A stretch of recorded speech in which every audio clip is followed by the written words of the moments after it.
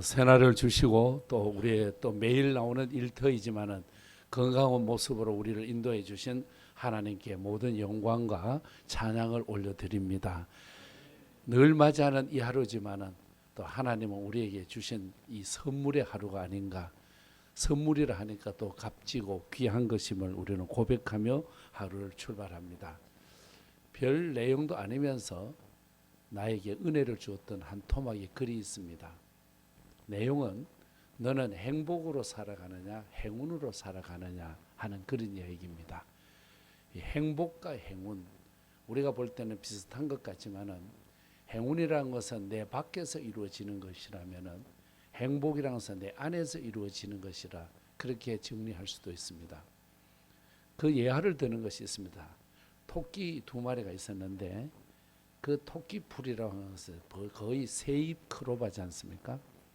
두 마리의 토끼가 새잎 크로바를 뜯어 먹으면서 하루하루를 사는데 어느 날 그중 한 마리가 네잎 크로바를 발견했습니다.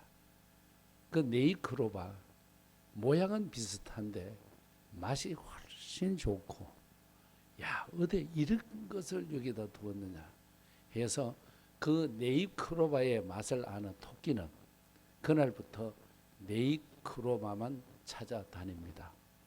그러나 새잎 크로바를 먹었던 그 만족했던 토끼는 이것 또한 감사하는 것이라고 먹고 지냈습니다. 그런데 시간이 좀 지났는데 새잎 크로바를 가지고 현실적인 문제로 먹고 살아갔던 토끼는 건강하고 살이 토실토실하게 찌고 윤기가 잘잘잘잘 흘렀습니다. 그러나 네잎 크로바를 뜯어먹겠다고 다녔던 토끼는 네잎 크로바를 만나지 못하고 찾지 못해서 바싹 말라버리고 여위어지게 되었다는 그런 얘기입니다. 꽃말이 있습니다. 새잎 크로바는 행복이라는 꽃말을 가지고 있고 네잎 크로바는 행운이라고 하는 크로바 색깔을 이름을 가지고 있습니다.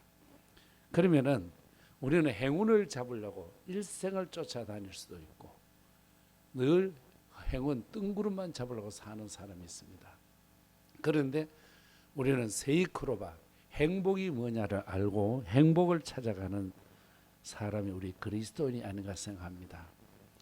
제가 목회하는 현장에 이런 집사님이 계셨어요. 이분이 목공, 톱, 대패, 끌 이걸 가지고 작품을 잘 만드는 분이에요. 근데 이분은 늘 대박 터뜨리기를 원해. 자기에게 공사가 큰 것만 오기를 기다려. 그러면은 얼마 가격 이하는 아예 공사를 맞지를 안 해버려. 자존심 때문에. 내가 이 기술을 가지고 그런 일을 어떻게 하느냐 해서 이것도 오면 통과. 이거 견적서 보고 이것도 통과. 가서 이것저것 만져보면 전부 다 통과. 여러분 너무너무 어렵게 살았습니다. 부인이 나가서 행상장소를 해서 가정을 꾸려가다가 세상을 떠나가 버렸습니다. 그분은 제가 볼 때 맨날 뜬구름만 잡으려고 애썼던 사람 아닌가 생각합니다. 요즘 그런 말을 하죠. 70 넘어서 자격증 받으려고 쫓아다니는 사람만큼 모자란 사람 없다. 70 넘어가지고 자격증 받으려고 여가고 저가고 골프 치는 사람 70 넘어가지고 레슨 받으려고 쫓아다니는 사람 그거는 희망이 없다는 그런 말로도 전해주고 있습니다. 오늘 내게 있어서 나는 행운에 의해서 살아가는 것이 아니라 행복에 의해서. 행운이라고 하는 것이 뭘까요? 어쩌다 로또 한번 받는 거. 로또 당첨되는 게 800만 분의 1이라고 그랬는데 번개에 맞아 죽는 것보다 더 귀한 그 일을 어떻게 우리가 기다리겠습니까?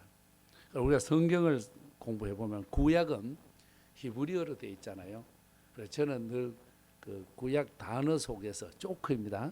제가 위로를 받는 게 있어요. 로또, 로가 히브리어에서는 부정사입니다. 아니다, 나쁘다 이런 뜻입니다. 로또, 또 아니다, 또 나쁘다 이게 로또입니다. 예, 그러니까 저는 생각할 때 로또 가게를 보면서 또 아니네, 또 아니네. 로루함미, 로루마, 뭐 성경에 보면은 로암미 이런 로자가 들어가면 구약 성경에서 로자가 들어가면 거의 부정사임을 여러분 기억해 놓으시면 좋은데 어쩌면 로또라고 하는 것은 우리는 행운에다가 기대를 거는 거지 않습니까? 근데 우리가 행운에 의해서 살아가는 것이 아니라 저나 여러분은 행복에 의해서 살아가고 행복을 바라보며 살고 행복을 누리며 살도록 되어 있습니다. 근데 이 행복이 여러분 어디서 오느냐 하면은 멀리 있는 게 아니라 우리 가까이에 있는 것을 알 수가 있습니다. 프랑스의 동화 찌찌루와 미쭈리가 주인공인 행복의 파랑새에 보면은 남매가 행복의 파랑새만 잡으면은 한국말로 팔자 고칠 줄 알았습니다. 그래서 두 남매가 손을 잡고 이 고을 저 고을 이 산 저 산 이 내과 저 내과를 건너면서 행복의 파랑새를 잡으려고 돌아다니다가 70세가 넘어서 호호백발 할아버지처럼 변해버렸습니다. 그래서 이 남매가 다 포기하고 자기 고향으로 돌아왔습니다.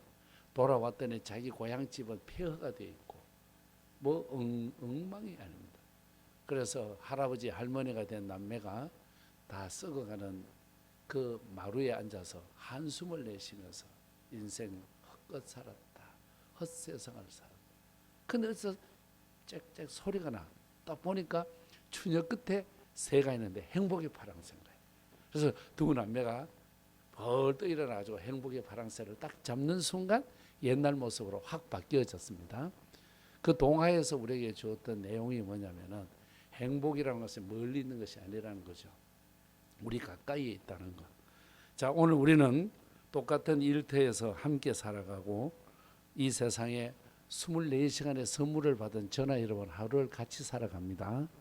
이 살아가는 세상 속에서 내가 허무하게 살아갈 수도 있고 다시 말하면 멍 때리고도 살아갈 수 있고 열받아서 살아갈 수도 있고 속상해서 살아갈 수도 있지만은 이 주어진 삶 속에서 하나님이 우리에게 말씀을 주셨으니 이 말씀을 붙들고 어떻게 살아가느냐 참 중요한 문제입니다. 오늘 예수님은 인류를 향하여 기도하시는데 기도의 내용들을 보면은 이 세상의 모든 교회를 위하여서 하나 하고 또 하나님의 나라를 위해서 기도하고 또 죄인된 우리를 위하여서 기도하는데 주신 말씀의 요점이 뭐냐면은 아버지여 나를 영화롭게 하옵소서 하는 얘기입니다.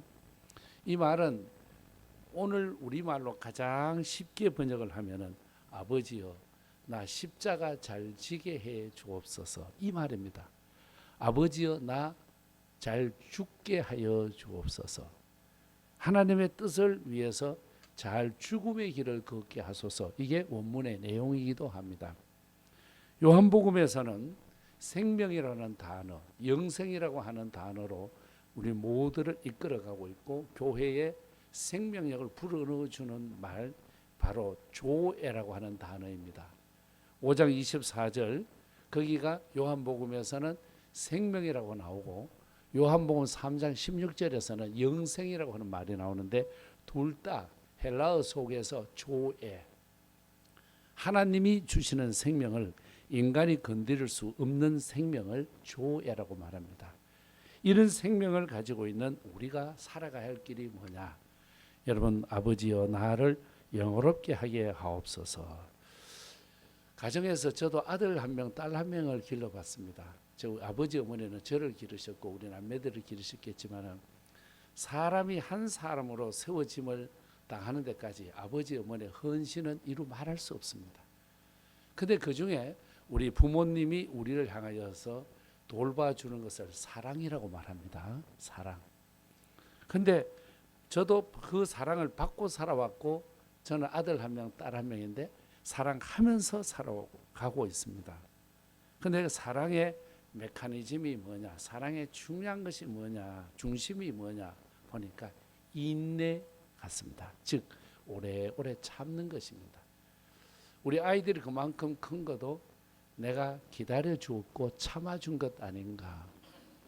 더 나가서 내가 이만큼 된 것도 우리 아버지 어머니 얼마나 많이 속상했을까. 나를 기다려 준 거지 않습니까? 그렇다면 오늘 우리가 동역자로서 함께 사는 이곳에서 순간순간은 화가 나고 이건 아닌 것 같지만은 거기에 그리스도인이라면은 인내라고 하는 것, 사랑이라고 하는 것이 인내로 표현되어질 때 그것이 작품이 되어지는 것입니다. 우리 한국 교회를 바라보면서 참 마음이 안타깝습니다. 저는 어찌하다 보니까 총회를 많이 사랑하게 되었습니다. 저 나이 33살부터 총회 총대로 갔으니 여러분이 살 때 총회 총대가 별것 아닌 것 같은데 이게 선출하는 게 어렵습니다. 한 노회에서 적게 나오는 노회는 12명 나옵니다. 많이 나오는 노회가 58개 노회, 평남 노회. 전부 다 보면은 노회마다 세례교인의 정비례해서 장로님 750명, 목사님 750명, 딱 1,500명을 가지고 총회를 구성합니다. 거기서 제가 바라보는데 제일 아쉬운 게 뭐냐? 좋은 것에 대해서는 사람들이 자꾸 시기하고 질투를 해. 꼭대기에 있는 데는 바람을 많이 타겠지만은 너무 많은 말을 하는 거예요. 그럴 때마다 제가 참 마음이 아프다. 예를 들면은 우리 아이가 잘못한 거를 내가 꾸중하는 거는 괜찮아요. 그런데 남이 우리 아이를 꾸중하면 기분 나쁜 거예요. 마찬가지로 하나님께서 우리 교단 이 교회 저 교회 다 사랑하시는데 거기에 대해서 사랑으로서 기다림으로서 덮어줌으로써 가는 인내가 필요할 거예요. 자, 오늘 우리가 명성교회라고 봤을 때에 저는 어릴 때부터 명성교회 드나들며 은혜 받았던 한 사람 중에 한 성도이기도 합니다. 세계의 장로교회로서 제일 큰 교회가 명성교회입니다. 그렇다면 요거를 포장을 잘 한다든지 잘 해서 세계 앞에다가 우리가 자랑을 하면은 한국 교회도 복되고 자긴도 마음이 얼마나 기쁘고 즐겁겠습니까? 여러분 사람이 살아가는데 남의 단점을 가지고 걸고 내리고 남의 흠을 찾아가지고 글을 쓰려고 그러고 남들의 마음을 찢으려고 하면 자기 마음이 더 찢어지고 자기 마음이 더 괴롭습니다. 근데 남을 덮어주려고 그러고 좋은 것을 좋게 만들어서 세계 앞에 상품으로 내놓으면 될 걸. 최대의 상품을 최고의 자기의 고백을 썩은 그릇처럼 우리가 생각한다면 썩은 것에다 담아서 처리하려고 하는 거예요. 이것이 제가 한국 교회를 섬겨오고 지켜오면서 저에게 아픔으로 남아 있습니다.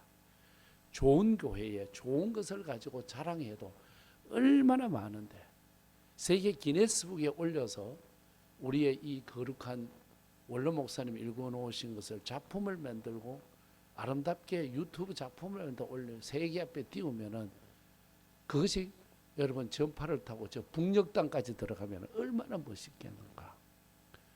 꼭 남들의 나쁜 점만 가지고 물고 뜯고 늘어지는 것보다는 좋은 것을 가지고 예쁘게 포장해다. 여러분 선물도 그렇잖아요. 포장을 이쁘게 하면 안에 있는 선물이 더 값지듯 보여지듯이 우리 하나님 앞에 삶이 이겁니다. 지금 예수님께서는 십자가의 죽음을 눈앞에 두고 있습니다. 그러면서도 불구하고 인내하고 그러면서도 참고 인류 구원을 위하여 아버지여 아버지의 뜻을 이루기 위하여 나를 영화롭게 하게 하옵소서. 십자가 잘 지게 하옵소서. 역시 아픔의 길을 걸어가는 것입니다. 오늘 우리는 내가 가지고 있는 이성과 합리적인 형이상학적, 형이하학적인 방법으로 이것저것을 평가할 것이 아니라 하나님께서 좋은 것을 주셨으니 좋은 것을 더 좋게 5달란트를 가지고 5달란트 남기는 쪽으로 가셔야 되지 1달란트를 받아가지고 그 1달란트를 썩게 만들고 멈추게 만드는 것은 어쩌면 죄의 종류 중에 한 종류가 아닐까 생각을 해봅니다. 오늘 우리는 시천에서 함께 숨쉬고 호흡하고 우리의 가족이 같이 살아가고 있습니다.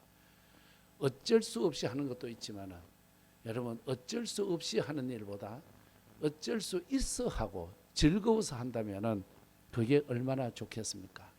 시대가 이런 말 저런 말로 사방을 불편하게 한 이때에 아버지여 나로 하여금 아버지를 영화롭게 하게 하옵소서. 이 시채널을 위하여 또 우리 원로 목사님의 사역을 위하여 담임 목사님의 거룩한 성사역을 위하여 우리 함께 아버지를 영화롭게 하는데 여기에 초점이 맞춰져야 되지 비본질의 문제를 가지고 물고 뜯고 늘어졌을 때 얼마나 여러분 하나님 나라 확장에 우리가 피해가 오겠습니까? 여러분 저도 남들에 대해서는 좋은 것을 칭찬하고 자랑하려고 애써 봅니다만은 어느새 돌아보니까 또 욕하고 그럴 때도 많았고, 우리 흔히 하는 말로 씹어야 끝이 난다는 말이 있습니다. 그럴 수도 있지만은 여러분, 귀한 복음, 예수 복음은 얼마나 귀합니까? 아버지 하나님의 그 사랑이 얼마나 크고 귀합니까? 아버지의 하나님의 그 큰 사랑을 생각하고, 아버지여, 나 하나를 통해서라도 아버지의 이름이 영화롭게 되기를 원합니다.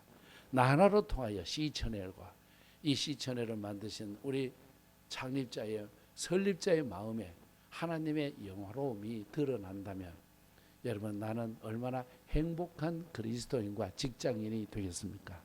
주신 말씀을 생각하면서 아버지여, 나를 영화롭게 하옵소서.